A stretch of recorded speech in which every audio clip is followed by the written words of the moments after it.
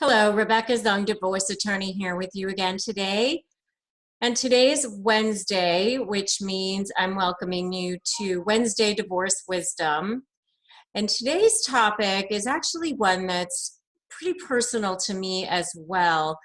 And that is the topic of how to have perseverance, even when you feel like giving up. I, you know, there's so many times when we as humans feel like giving up, and it is one of our biggest flaws.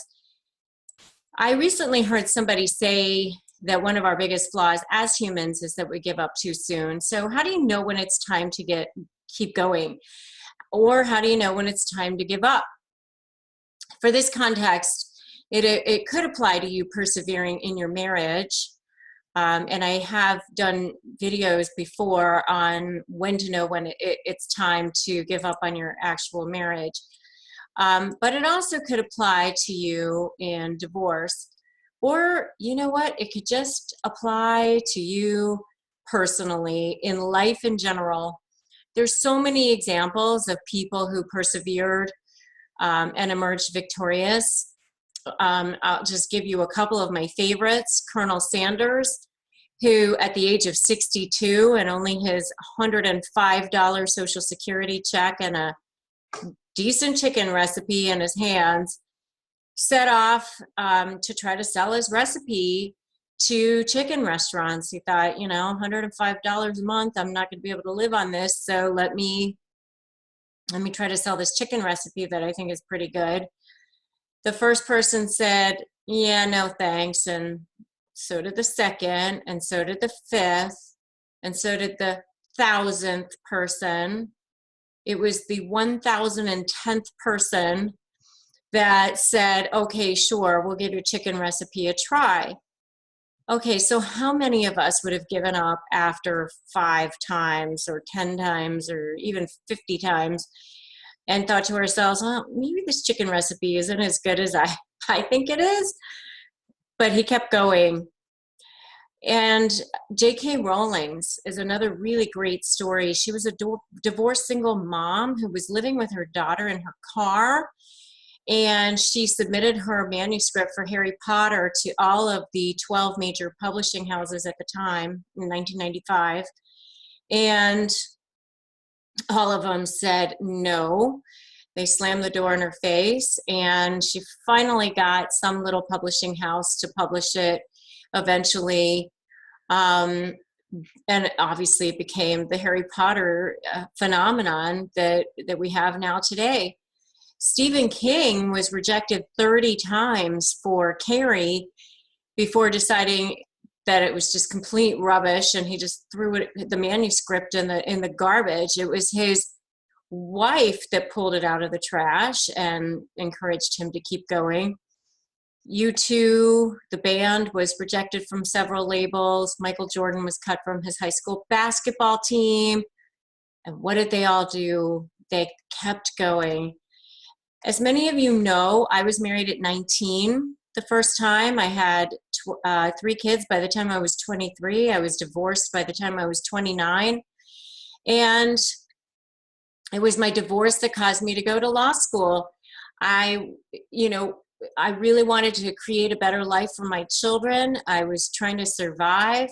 So law school to me was the ticket out of that. Were it not for my divorce, I would not have become a lawyer.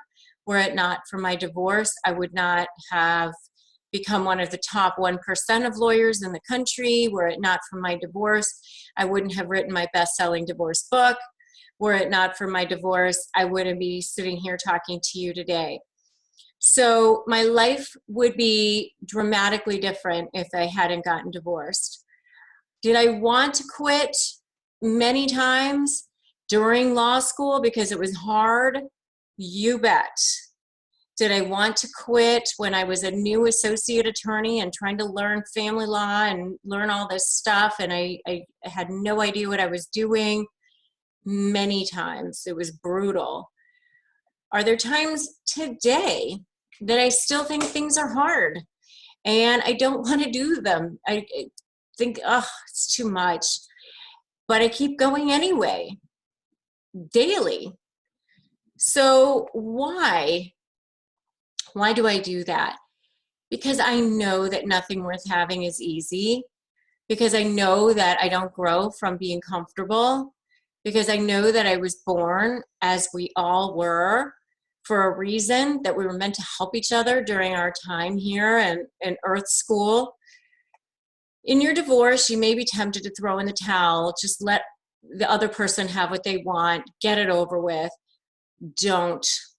The peace you seek, you won't get it anyway. Why not?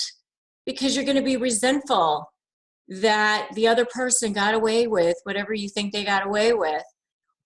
But even worse, you're going to have regret, and you're going to wish that you hadn't done it, and you're going to be annoyed with yourself, and you're going to be feeling let down and disappointed with yourself, and you'll just have to live with that.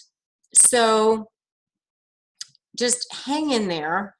Don't be impatient. Slow and steady wins the race. Get the divorce settlement that you know that you're entitled to, that you know that is fair, but just outlast them. And this is such great advice for all of us, not just in divorce, but in life. Don't cave into the human condition, that pull to give up. In the end, if a goal is worth having, if it's something that you believe in, if it's something you're passionate about, something that you know is going to make a huge difference in the quality of your life or the lives of others, then keep going. Remember what Norman Vincent Peale said, it's always too soon to quit. I give a lot more information in my private divorce virtual master classes, the Core 4 series and the Core 4 Plus Kids. You can check them out by visiting my website at breakingfreefromdivorce.com. Remember, I'm also giving away a free copy of my divorce book, and you'll be able to find that at breakingfreefromdivorce.com as well. Thanks for joining me today. If you enjoyed this video, make sure to subscribe to me on YouTube, and remember to go to breakingfreefromdivorce.com to check out ways that you can be supported in your divorce. I will see you tomorrow for Thursday Divorce Thoughts. And until then, remember that you're just one step away from your new life. Together, we've got this.